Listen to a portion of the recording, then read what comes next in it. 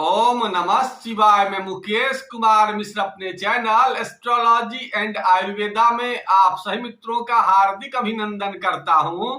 और आज आप सभी मित्रों के समक्ष हम जो टॉपिक को लेकर के उस टॉपिक का नाम है मांगलिक दोष या योग। आज हम आप सभी मित्रों को मांगलिक दोष क्या होता है, मांगलिक दोष के क्या संकेत होते हैं और मांगलिक दोष और योग में क्या अंतर होता है, और मांगलिक दोष अगर हो जाए तो क्या विवाह मांगलिक लड़के से ही करना चाहिए। इसके अलावा आप मांगलिक दोष अगर हो तो क्या उपचार करें। इस प्रकार के तमाम बातों की जानकारी आज के एपिसोड में देंगे। तो सबसे पहले अब यह जानकारी आप लोगों को दे देते हैं कि मांगलिक दोष होता क्या है। जब आपकी जन्म कुंडली में मंगल ग्रह लग्न में बैठे होते हैं, चतुर्थ भाव में बैठे होते हैं, सप्तम भाव में बैठे होते हैं, अष्टम भाव में बैठे होते हैं और द्वादश भाव में बैठे होते हैं, तो मांगलिक दोष का निर्माण उत्तर भारत के विद्वान इसको मानते हैं। लेकिन दक्षिण भारत के विद्वान इसके अलावा भी एक घर को मांगलिक दोष के रूप में जानते हैं। द्वितीय घर में भी अगर मंगल बैठते हैं तो दक्षिण भारत के विद्वान उसको मांगलिक दोष के नाम से जानते हैं। अब यह चर्चा करते हैं कि क्या मांगलिक दोष योग भी हो सकता है। तो मांगलिक दोष योग हो सकता है। मंगल अगर अपनी स्वराशि में बैठा हो, मंगल अगर अपनी उच्च राशि में बैठा हो, शुभ चंद्रमा के साथ अगर बैठता है तो ये योग में परिणत हो जाता है, दोष नहीं होता, ये योग हो जाता है।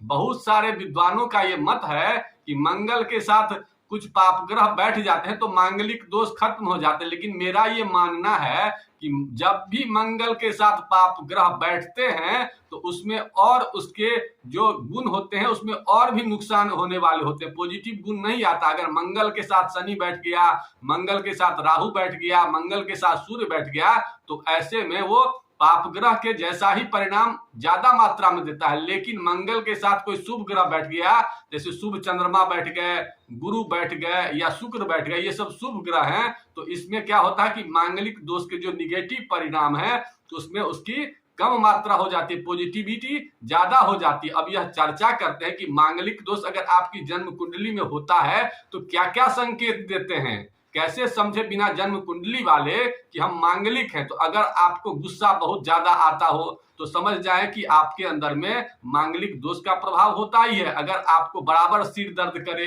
हमेशा माथा में दर्द करने लगे, तो भी समझ जाएं कि आपके अंदर में मांगलिक प्रभाव है ही है। इसके अलावा आपके अंदर में संक्रमण ज्यादा हो, तुरंत तुरंत इन्फेक्शन हो, रोग हो, मांसपेशी में बहुत ज्यादा खिंचाव हो, मित्रों से बहुत ज्यादा सुख नहीं मिले, तो समझ जाएं कि मंगल के प्रभाव आपकी कुंडली में निगेटिव हैं। अब यह चर्चा करते हैं कि निगेटिव अगर हो मंगल तो क्या उपचार करें, कैसे हम लोग उसका उपचार करें कि निगेटिव परिणाम हमें नहीं मिले, और क्या मांगलिक लोग को मांगलिक से विवाह करना चाहिए। इस पर मेरा ये मत है और विद्वानों का ये कहना है कि मांगलिक को संभव हो तो मांगलिक से ही विवाह कराना चाहिए। इसके पीछे रीजन बताते हैं विद्वान लोग कि मांगलिक के पास एनर्जी ज्यादा होती है, तो वैसी एनर्जी सामान्य लोग नहीं झेल पाएंगे, इसलिए मांगलिक का विवाह वैसे लोग से करें जिनकी एनर्जी ज्यादा हो।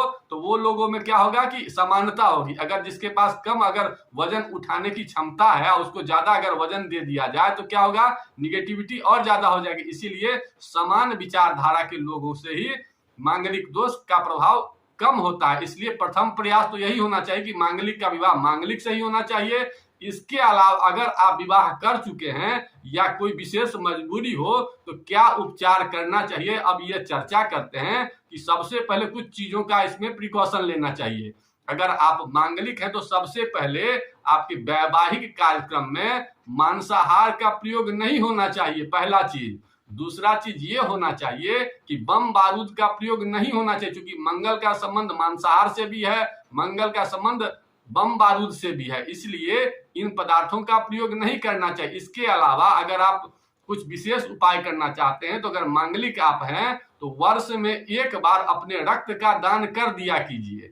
नहीं अगर कीजिएगा तो क्या होगा, वो नुकसान करता है। इसलिए वर्ष में एक बार या दो बार अगर संभव हो तो रक्त का दान, डोनेशन सब जगह लगा होता है, रक्त का दान कर दीजिए। इसके अलावा मांगलिक लोगों को अग्नि से भी दुर्घटना होती है। ऐसे पोजीशन में आप क्या कर सकते हैं कि आप कभी कभी मंगल का जो सामान होता है, ऐसे लाल मसूर का दाल होता है, मीठा सामान होता है, इसका कभी कभी दान कर दीजिए कीजिए। ऐसा करने से क्या होगा, आपके जो निगेटिव परिणाम है मंगल के, वो जो है से आपके नहीं आएंगे। इसके अलावा अपने बॉडी में मसाज जरूर किया कीजिए, मसाज करने से भी आपके मंगल दोष कम होते हैं। इसके अलावा फिजिकल एक्टिविटीज पर विशेष ध्यान दीजिए, क्योंकि मंगल जब खराब होते हैं तो फिजिकल एक्टिविटीज करने में दिक्कत होती है, इसलिए फिजिकल एक्टिविटीज पर ज्यादा ध्यान कीजिए, एक्सरसाइज वगैरह कीजिए। अगर बच्चे हैं तो खेल वगैरह पर उसका ध्यान दीजिए, ये सब चीज कीजिए। और अपने भोजन मीठा सामान का प्रयोग कम कीजिए, लाल मिर्च का प्रयोग कम कीजिए, मांसाहार का प्रयोग बिल्कुल ही मत कीजिए।